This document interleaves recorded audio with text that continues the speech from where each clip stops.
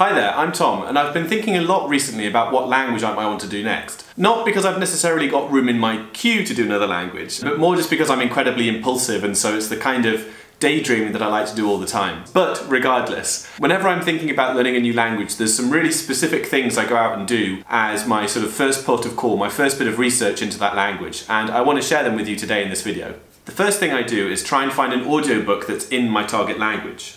Now you can go to anywhere to find an audiobook, but I'm going to use Audible at the moment. Just for example, I'm going to search for Harry Potter in French. And so what's really cool now is that I can click to listen to a sample of this, and immediately I can start listening to French. So let me pause that for a moment, because I know the audio isn't going to be very good listening to that. But in the meantime, I'm going to go to another tab here, and I'm sorry that I'm using so many Amazon products all at once. They're not sponsoring me or anything, but if I now search for Harry Potter again and try and find the written book as well, now you probably know that if I open this I can see the first few pages of the book for free. I can now, if I want to, read along at the same time as listening to the audiobook. So let me do that now for a moment.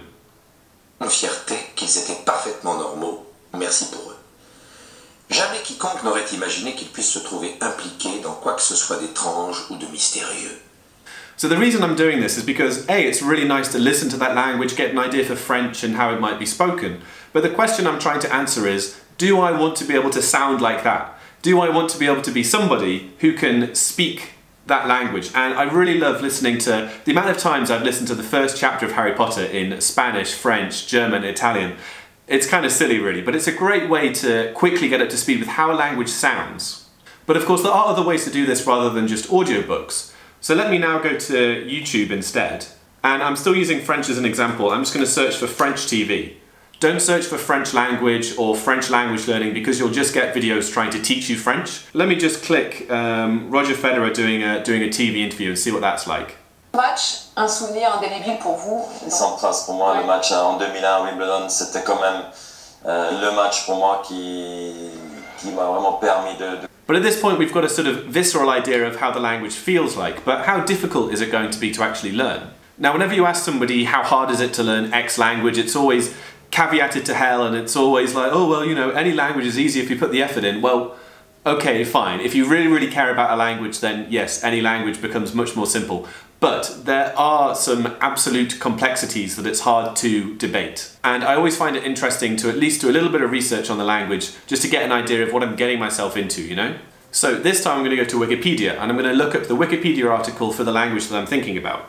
There genuinely is a lot of information at a sort of nice summary level that gives you an idea of what that language is about, and if you look a bit more detail, it can also tell you how hard it might be to learn. So as I scroll through the page here, there's information about the countries that speak French, which I'll talk about a little bit later. There's the geographic distribution in all the different continents and things like that. The bit that I really care about is the grammar. Now, the reason I care about grammar is because I believe that it is the grammar that really makes a language simple or complex. So straight away I'm seeing only two grammatical genders. So that means that a word can either be masculine or feminine, and you have to treat it differently in the grammar depending on which one it is.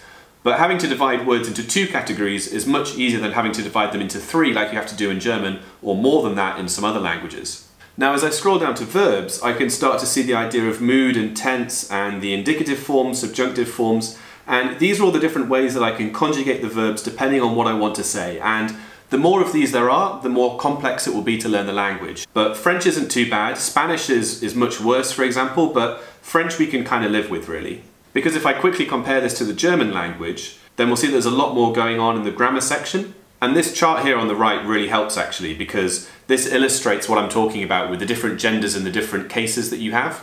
So in German you have three different noun genders, masculine, neutral, feminine, and you've also got plural, which acts slightly differently. What this chart is doing is showing you that for the word the, it's showing you how the word the changes depending on the gender along the top and the grammatical case along the left, which I won't talk about too much about what a grammatical case is. But even if you don't know much about how linguistics works, you can tell that this is a bit confusing and there's a lot of stuff going on.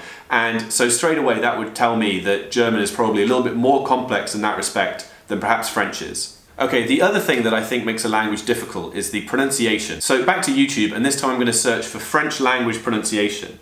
And I can spend a little bit of time clicking on a couple of these, practicing some of the exercises, trying to say some of the words it suggests, and this would give me a good idea of how easy it is to pronounce those words. But it's important to mention that pronunciation shouldn't be a reason to not take up a language. In fact, I only suggest this because it's interesting to get an idea of the sorts of things you'll have to be doing on your first week in a language class. But the last question that I pose is, how practical is it for me to go out and learn this? And I like to keep that question right until the end. Because for me, I think if you really like a language, if you love the way it sounds and you love the way it feels, then practicality shouldn't stand in your way, really. I believe that you should never learn a language just because it's practical to do so, but you should equally never not do a language just because it's not practical to do so. But let's talk about practicality. And the first thing I do is to go back to Wikipedia and this time look at a map of the distribution of the language speakers themselves. Okay, so it's this map that we care about, and you'll find this on the Wikipedia page for basically every language. So obviously we've got a great big concentration of people in Western Europe, but there's also Canada, there's also North Africa, there's areas of South America. It's really interesting to look at these maps, and it often surprises you where these languages could take you.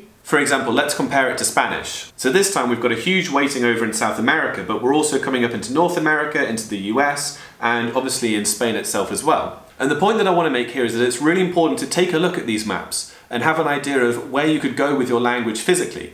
What doors could it unlock for you, personally or professionally? And I guess the real point is that something that obviously has value, something like Spanish, which obviously is a good choice in general for a language, is not necessarily a good language for you to learn in your situation. For example, if we were doing this just completely by the numbers, there are a huge number of Mandarin Chinese speakers in the world. But if you find that you don't necessarily come into contact with people who speak Mandarin Chinese, then picking up that language would be very difficult and potentially not very rewarding or very useful to you. And honestly, this is exactly the process that I follow whenever I'm thinking about a new language. Just yesterday I did this exact same thing for Norwegian because I thought it would be really cool to indulge myself in the idea of learning Norwegian for a bit. So thank you for watching, and if you don't know me, by the way, my name's Tom, and I'm currently learning French, German and Arabic over the next 18 months as I travel from London down to Cairo. If you click here, you'll be able to subscribe to get more of my videos. I make a bunch of videos like this about language learning, but also vlogs about my trip and about how it's going. So hit that button if you want to see more from me. But in the meantime, thank you so much for watching, and I will see you soon. Cheers!